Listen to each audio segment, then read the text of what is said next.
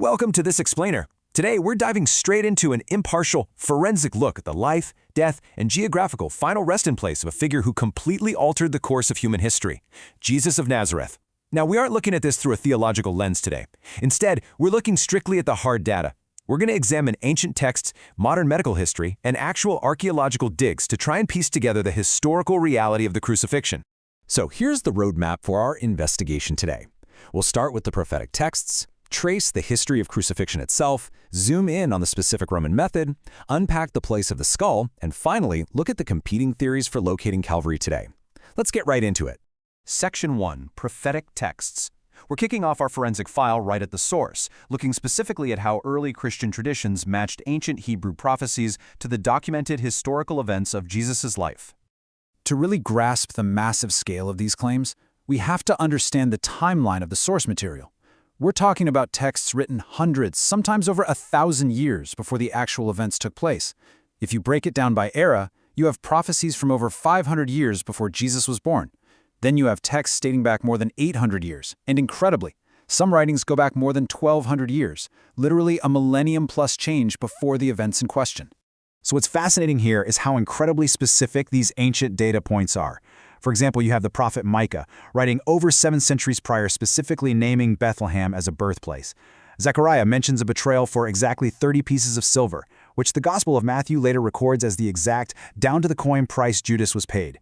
And maybe the most chilling one, Psalm 22 describes hands and feet being pierced. That is a clear, vivid description of a crucifixion written centuries before the Romans ever even popularized the practice. Section 2, the history of crucifixion. Moving from the texts over to historical forensics, we really have to ask, how did such a gruesome execution method even come to be? Well, looking at the historical timeline, you quickly realize crucifixion wasn't just invented out of thin air by the Romans. It was a dark evolution. By 700 BC, the Assyrians were already impaling their enemies on stakes. Then, in the 6th century BC, the Persians adopted mass impalements. Alexander the Great brought a version of it to the Greek world around 330 BC. It was even used during the Jewish Civil War by Alexander Jannaeus, who executed hundreds of his own people this way. So by the 1st century AD, the Romans didn't invent the cross. They just mastered it, turning it into the ultimate tool of imperial control. This ancient Assyrian stone relief from the capital of Nineveh brilliantly and terrifyingly illustrates the origins of the practice. It proudly shows King Sennacherib impaling the citizens of Lachish around 700 BC. Make no mistake, this was a psychological weapon. It was designed to display maximum physical and mental agony as a very public, very dire warning to anyone who dared mess with the empire. Which brings us to Section 3, the Roman method. By the time of the Roman Empire, this punishment was highly specialized and usually saved for the absolute lowest rungs of society. We're talking slaves, pirates, and enemies of the state.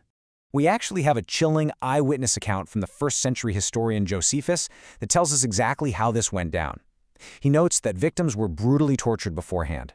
And the Roman soldiers, they actively weaponized the method out of sheer wrath and hatred. They would nail victims in bizarre, agonizing postures entirely for their own twisted amusement. It wasn't just execution. It was treated as a dark, sadistic sport. Now, for a really long time, historians debated exactly how victims were affixed to crosses. Ropes, nails, but then, in 1968, we got a literal game changer. An excavation in northeastern Jerusalem uncovered undeniable physical proof, a human heel bone still pierced by a massive iron nail. It is an incredible archaeological find that definitively proves the Roman nailing method, with investigators concluding the legs were actually nailed to the sides of the vertical post. And when modern medical experts look into the physical realities of this death, it's just grim. It wasn't merely bleeding out. It was a slow, agonizing demise resulting from a complete cascading failure of the body's systems.